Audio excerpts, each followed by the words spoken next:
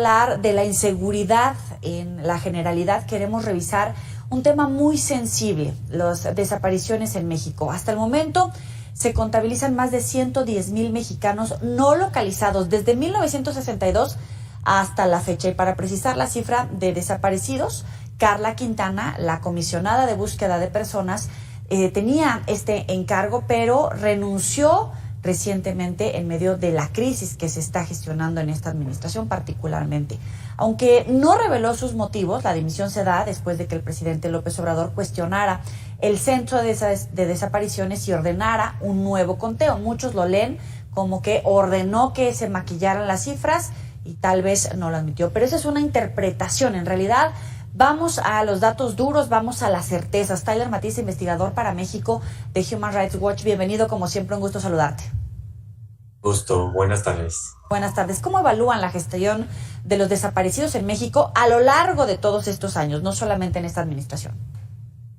Pues cuando hablas de avances y pendientes, el tema de las desapariciones aún es un gran pendiente en México, ¿no?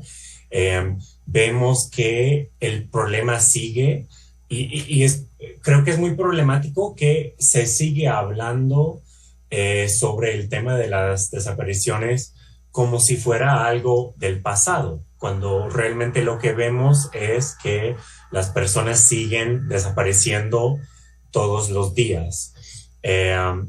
No todas estas desapariciones se deben a las mismas razones, a diferentes dinámicas de desaparición, pero el problema no se puede enfrentar solamente intentando minimizar o negar el problema. Híjole, hasta me provoca entre frustración, dolor, enojo, porque particularmente en esta administración, pues muchas de las víctimas, familiares de desaparecidos de antes o que se estaban registrando en los primeros meses de esta administración, pues había la expectativa de un gobierno más humanista, más cercano a las víctimas, pero de repente hemos escuchado que no los reciben, ya deja en presidencia, no los reciben en las fiscalías, no los acompañan a donde hay un reporte de personas desaparecidas o de una fosa localizada donde hay cuerpos, y literalmente mujeres buscando personas y han encontrado hasta vivos, que ya me parece el colmo. Se tenía demasiada la expectativa y eso es en realidad donde nos hemos enredado, o efectivamente hay una gestión de no oigo, no escucho, no veo a pesar de las circunstancias. Mira, yo creo que cuando inició este gobierno y la comisionada de búsqueda, que renunció hace poco, tomó cargo de la Comisión Nacional de Búsqueda, estaban empezando a hacerse unos avances muy básicos, por lo menos en términos de intentar dimensionar el problema, que fue algo incluso que en gobiernos anteriores ni realmente hubo un esfuerzo real por determinar la cantidad de personas desaparecidas. Uno de los grandes retos siempre ha sido el hecho que el tema depende de coordinación entre todas las fiscalías del país, donde se reciben denuncias por desaparición, pero también el hecho que muchas personas no quieren o no han querido presentar denuncias ante las fiscalías, o porque no creen que la fiscalía va a hacer algo, o porque tienen temor que va a haber represalias por los mismos grupos que fueron los responsables por las desapariciones. Creo que es importante entender que una parte de las desapariciones en México suceden o creemos que suceden de la manera que muchas personas imaginan, ¿no? Que son personas que son levantadas por grupos criminales. Hay otra parte del tema de las desapariciones que es muy importante de mencionar, que es la crisis forense, y es la falta de capacidad de reconocer a cadáveres en las fiscalías, en las 32 entidades federativas del país. no solo se trata de personas que hayan sido quizás enteradas en fosas clandestinas, sino también el hecho que cada año hay miles de personas que llegan a CEMEFOS en todos los estados y las autoridades locales no tienen la capacidad de identificar a estas personas.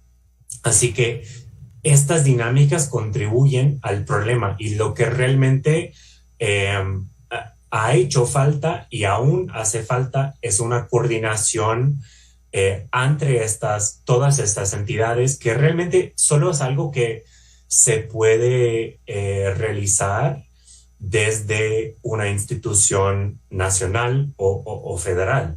Una parte de eso fue el esfuerzo que se estaba llevando a cabo en la Comisión Nacional de Búsqueda, pero legalmente esa coordinación corresponde a la Fiscalía General de la República.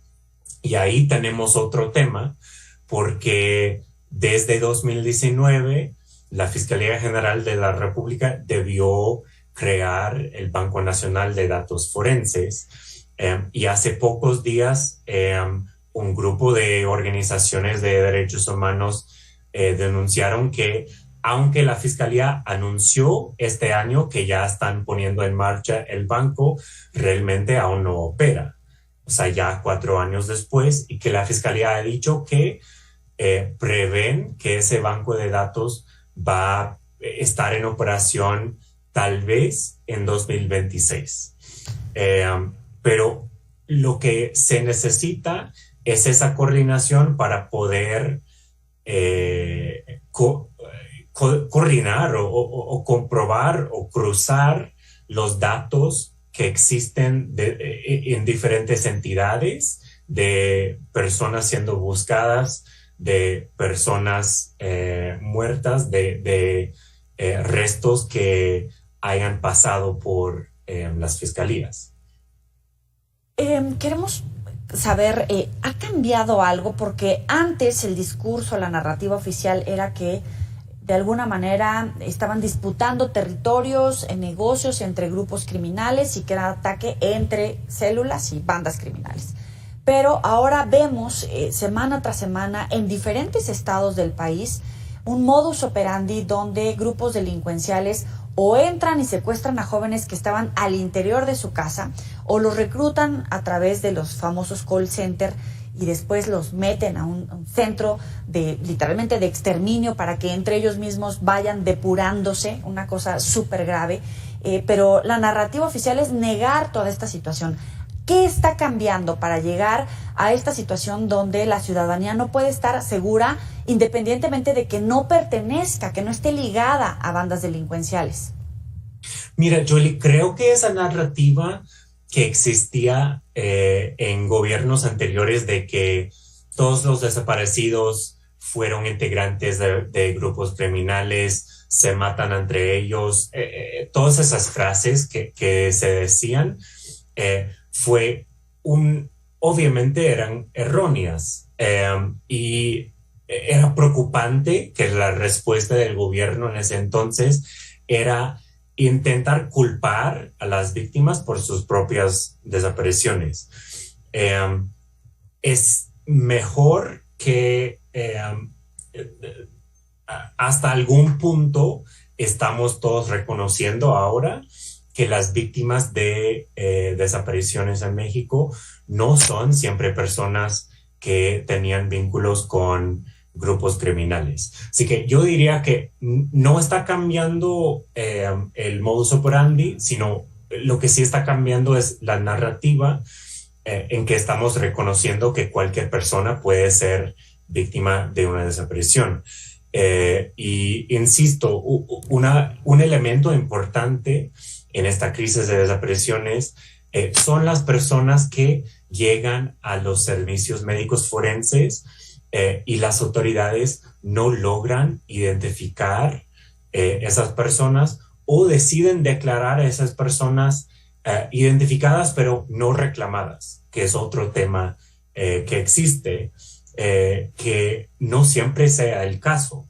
Hay muchos casos de personas que fueron declaradas como no reclamadas o no identificadas cuando realmente estaban siendo buscadas esas personas. Ujú.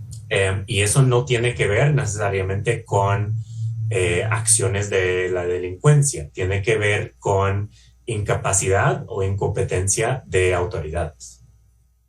En este momento, además obviamente de la situación que parece que ha rebasado a cualquier gobierno con esas cifras, otra parte del problema es la impunidad, no tener ya la disposición de buscarlos ni de procesarlos, que no haya ni siquiera un intento por hacer prevalecer la justicia, porque seguridad pues obviamente ya no hubo. Sí, absolutamente, absolutamente. Y lo vemos incluso en las fiscalías, donde ya en algunos estados ya ha habido avances en el tema de identificación y en el tema de búsqueda, pero casi nunca vemos casos donde la investigación avanza después de la búsqueda. Realmente parece no haber ni interés ni capacidad en determinar quiénes son los responsables por estos delitos. Y es preocupante que casi siempre cuando haya conversaciones en el ámbito político sobre cómo enfrentar el tema de desapariciones o de homicidios, que son temas que van vinculados realmente, se habla de equipar mejor a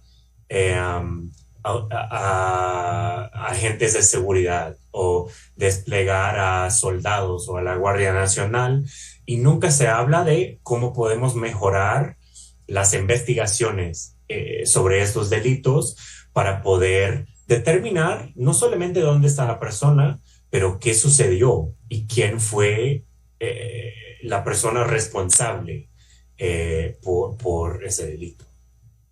Tyler, muchísimas gracias por estos minutos para el auditorio de Mega Noticias. Tienes una cita pendiente por acá con nosotros. Un placer platicar contigo. Sí, gracias a ti. Hasta luego.